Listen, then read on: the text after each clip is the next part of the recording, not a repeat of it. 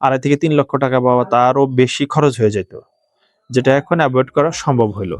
Almost 7 fit মাটি কাটা হয়ে গেছে। এখানে আমাদের একটা কম্বাইন্ড ফুটিং হবে, যার কারণে মনে হচ্ছে অনেক বড় একটি মাটি কাটার গর্ত। আসলে মূলত কম্বাইন্ড ফুটিং, এই পাশে আবার একটা আইসোলেটেড ফুটিং আছে, যার কারণে এভাবে মাটিটা কেটেছি। এই পয়েন্টে আমরা 3 ফিট গর্ত করেছিলাম। 3 ফিট গর্ত করে যেটা দেখলাম, পুরা লেয়ারটাই স্যান্ডি সয়েল, ক্লের ভাগ একেবারে নাই বললেই চলে। সেই সাথে বিয়ারিং ক্যাপাসিটি মাশাআল্লাহ খারাপ না, ভালোই আছে। আমরা ম্যানুয়ালি বিয়ারিং ক্যাপাসিটি চেক দিয়ে দেখলাম, একেবারে খারাপ না। এই লেয়ারে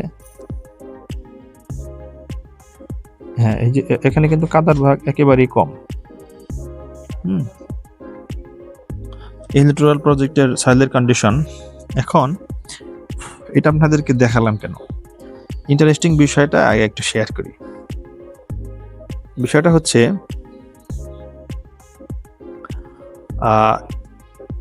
এই প্রজেক্টের ডিজাইন ইঞ্জিনিয়ার যে ডিজাইনটা করেছে, সেখানে ফাউন্ডেশনের লেভেল ধরা আছে 8 ফিটে। 8 ফিটের নিচে আপনার 3 ফিট ম্যাকাডাম ধরা আছে। অলমোস্ট 11 ফিট মাটি কাটতে হবে, তারপর 3 ফিট ম্যাকাডাম করে 8 ফিটে আমাদের ফাউন্ডেশন করার কথা ডিজাইন নির্দেশনা দেওয়া আছে। তো বোঝাই যাচ্ছে সয়েল টেস্টের রিপোর্টে সয়েলের বিয়ারিং ক্যাপাসিটি বা সয়েলের কন্ডিশন কোন লেয়ারে ভালো বা কেমন বোঝাই যাচ্ছে, কিন্তু ফিল্ডে মাটি কাটার পর দেখা গেল পুরো ভিন্ন চিত্র।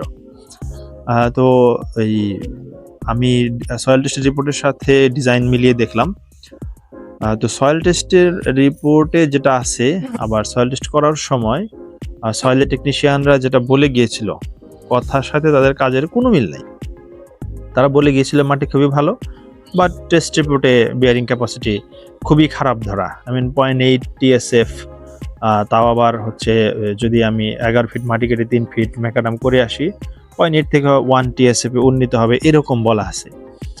তো এই হচ্ছে আমাদের দেশের সয়েল টেস্টের কন্ডিশন। তো আমি সবাইকে অনুরোধ করব, আপনারা প্লিজ এই 6,000 টাকা 8,000 টাকা রেটের বোরিংয়ের সয়েল টেস্ট করাবেন না।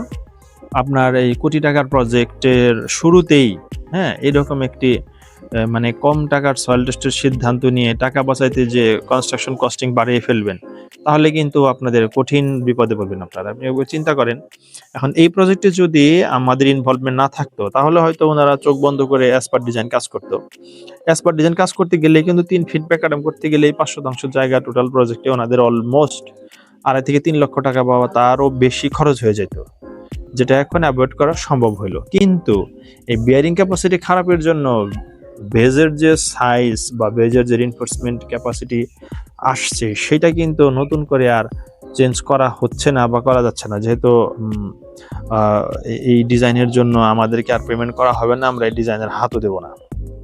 মালিকদেরকে আমরা আগেই বলেছিলাম, সয়েলের ক্যাপাসিটি যদি আপনার হচ্ছে এই কম টাকার সয়েল টেস্ট করে যে যদি ক্যাপাসিটি খারাপ থাকে, সয়েলের কন্ডিশন ভালো থাকে, সেক্ষেত্রে কিন্তু আপনার ডিজাইন কস্টিং বেড়ে যাবে। উনি বলছে সমস্যা নেই, বাড়ুক, আমি সয়েল টেস্ট করবো না। তো আমরাও আর সেই ঝামেলায় যাচ্ছি না। আমরা এই সয়েল টেস্টের আলোকে যে ডিজাইনটা তৈরি হয়েছে, সেইটাই আমরা এখানে বাস্তবায়ন করব।